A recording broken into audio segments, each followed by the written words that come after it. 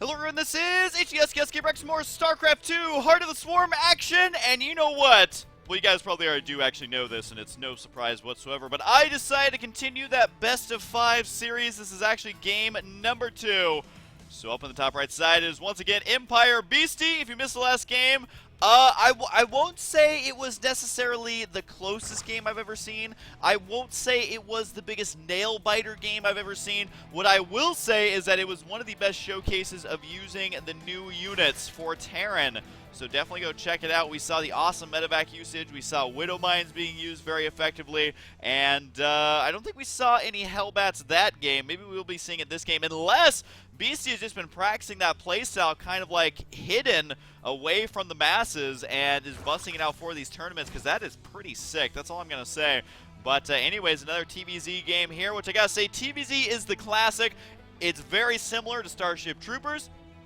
It was one of the biggest matchups in StarCraft 1, continues to be one of the biggest matchups in StarCraft 2, and one of the most entertaining to watch. Terran and Zerg play completely opposite styles, where Terran tends to turtle a little bit more, Zerg tends to expand and be more aggressive, and it's just always kind of fun to watch. Now, the important thing to remember, though, is that even though BeastyQT ended up winning that last game, Zerg is still a very strong race in StarCraft 2. Right now in StarCraft 1, we're seeing a lot of Zerg dominance in a lot of the tournaments. I don't know the exact numbers on how much they're winning and all that, but I will say that a lot of Terran players, their least favorite matchup is versus Zerg. Because versus Protoss, it's very obvious the kind of playstyle you're supposed to do, try and win in the mid game. And if you do have to get to the late game, then you have to make sure not to engage that death ball directly. But versus Zerg, I mean, everything is so fast that it can be difficult to win in the mid game or the late game or the early game. You really got to try and figure out exactly what your playstyle is. You have to have crazy good multitasking and crazy good split ability. Which I don't know if split ability is a word, but we're going to pretend that it is, because it is exactly what you need. You actually need a pretend word to be good in this TvZ matchup. So definitely, I never envy Terran players who are playing against a Zerg player, because it is very, very difficult. But anyways, he did manage to pull it off, and that is all that matters, as we do have the hatchery going to be going down right now for our Zerg player. Is he going to go for a third base? What's this drone doing? Looks like he's scouting around just a tiny bit to try and see if there's any SCV shenanigans taking place, as this drone, I guess, just decides to get a mouthful of minerals and go ahead and head back on home. Now, I think he could actually go ahead and go for a queen. Yep, right there. Could get a second queen as well, and also expand on the back of this. We'll see if he goes for the queen right away at the expansion, and he does. So pretty standard stuff there. Not going for the super early expand, but at the end of the day, Empire BeastyQT is going for the early expand. So the fact of the matter is, double orbital command is going to be ridiculous, and yeah, definitely something to keep an eye out for if you are a Zerg player, because basically you have to do a timing to try and punish this, or you have to take an early third. Anything in between is going to be a little bit risky, unless Empire Beastie gets a little bit too aggressive with his army in the early and mid games. That's when you can actually really punish that as Zerg, because you got to remember, Zerg is not good at killing a Terran player's base. There's lots of ways for Terran players to deny his actual base being killed, whether it's bunkers, missile turrets, well-placed siege tanks, Widow Mines now. Killing the Terran player base's Zerg is nearly impossible. Now, what the Zerg race is good at is killing the army in the midfield. So same thing kind of goes versus Protoss a little bit, but Zerg like this is exactly what you want to do as Zerg. Intercept any units that run astray, which opens up potential for counterattack. There's the cancel of the add-on. I don't know what was up with that. I guess he does need a Marine right away. This is exactly what I'm talking about, is if you make a minor mistake as Terran, all of a sudden the Zerg player will take advantage of it. So this happened a lot earlier than I expected it to, and I thought I was going to have to explain it a little bit more and kind of showcase it in the mid game. But again, Zerg are very good at punishing mistakes in the midfield, and really that's when you want to try and do damage inside the main base. If the Terran player is macroing completely, there's really no reason to... Yeah, these SCVs definitely need to get back to work, though, now that the Marine is here. But either way, BeastyQT not only is going to be losing more resources, but he's also going to be losing a lot of mining time right now, which is not good for the Terran, obviously. So at this point, this is exactly how best of fives can go, though, where you play an absolutely immaculate game 1, and then game 2, you just fumble once. You send out 2 Marines a little bit early, and then all of a sudden you're on the back foot in the series. So we'll see, though, exactly how our Zerg player kind of reacts moving forward. Right now, he does have a Roachborn on the way, so this tells me that he wants to be aggressive, but at the same time, he could use those Roaches to be a little bit more defensive. But at the same time, we're living in multiple parallel universes right now. Our Terran player may get up just enough stuff to defend against this because his macro is going to be a little bit of ahead where it would have been. Now, he's only got 30 SCVs. He needs to make sure to be making 2 at a time, which he currently is. Looks like these Queens should be able to deal with the Hellion quite easily, and the Hellion will sprint inside the main base. He will see everything that's going on. I wonder if he's going to cancel that lair. Is he going to cancel that? Because that started right when the Hellion got within range to spot it. I think the Queens are going to intercept this.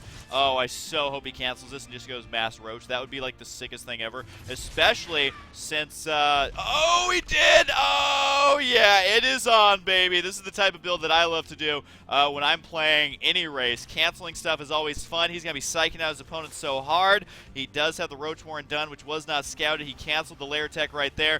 Now, the wall in is not going to be done in time, it looks like, but it will be heavily started, and with the siege tank on the high ground, these roaches might not actually be able to do all that much. Although, if there's an overseer over here, you can actually snipe that much easier than you might think, because there's no high ground advantage if there's vision for the Zerg player. So that siege tank could be killed off relatively easily.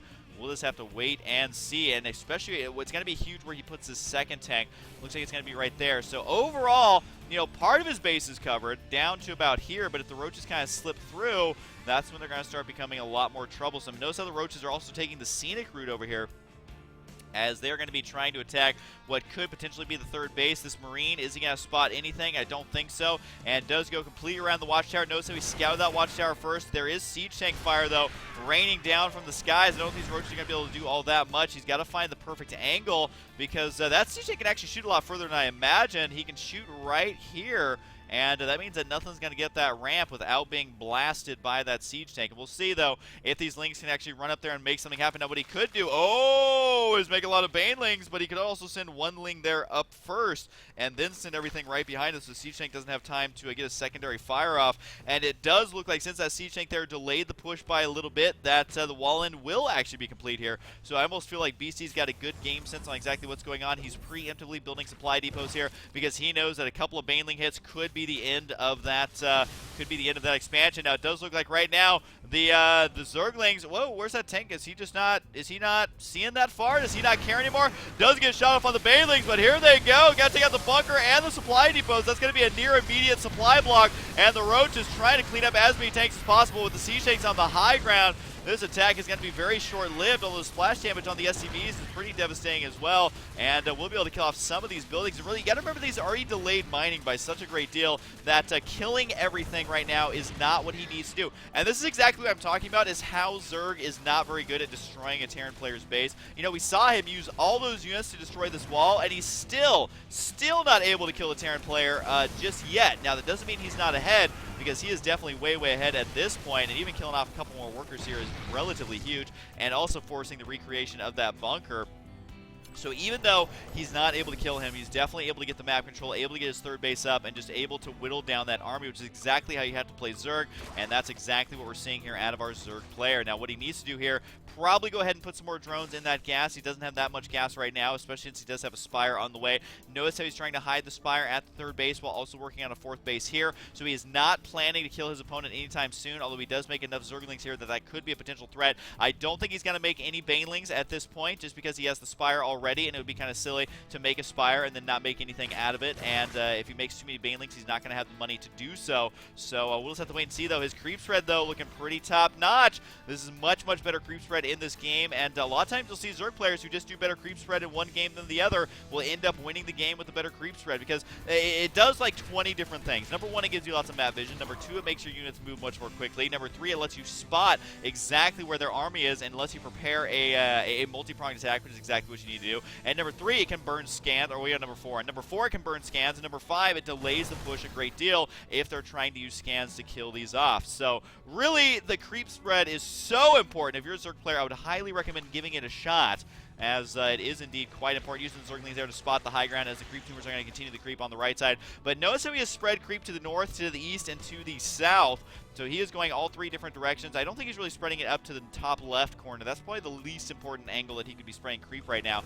It does look like the Overlord over here, though, is going to be pooping all over this parade, and this is so frustrating because creep used to take an entire minute to fully clean out. I don't know if it's still, I think it takes a lot less time than that now, and yeah, you can see it receding rather quickly, but either way, it does delay an expansion by a great deal, and it's definitely something that our Terran player cannot afford to do. I think that Beasty right now Making another command center may not even be out of the question because he is going to be way behind in every regard. I mean, he's got 53 workers to 75, and he's only got 25 Marines, 4 Marauders, and 5 tanks, which may sound like a lot, but just take a look at the supplies. The supplies in this case do not lie, especially with so many Mulas out now, and not that much anti-air. Yes, the missile turrets, and yes, the Marines are out, but those Mulas are going to be so active in trying to harass this main base, or at least they should be. And if nothing else, I mean, he is forcing a lot of missile turrets right now. He's got 5 on the field, just ends up losing 1 of those, and 4 more on the way. So 9, am I doing my math right? 900 resources to go ahead and get those established here, because I mean, look at this, 100 minerals.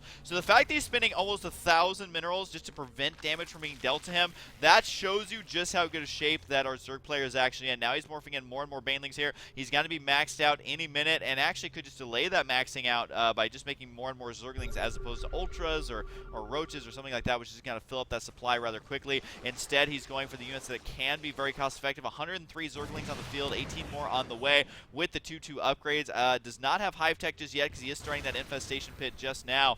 But we'll be able to start 3-3 here pretty soon if he decides to. The Mulas, oh, that's a lot of units. Got to get this round. And you can see right there, BeastyQT's like, nope, I'm not even going to watch this. This is not going to happen. I'm not going to survive this. I'm just going to go ahead and leave this game right about now. And you can see that, yeah, that did not end up working out for him. So, oh my goodness. And this is almost screenshot worthy, man, at this point. And you can see overall units killed, workers killed, all that good stuff. And just hide the UI over here.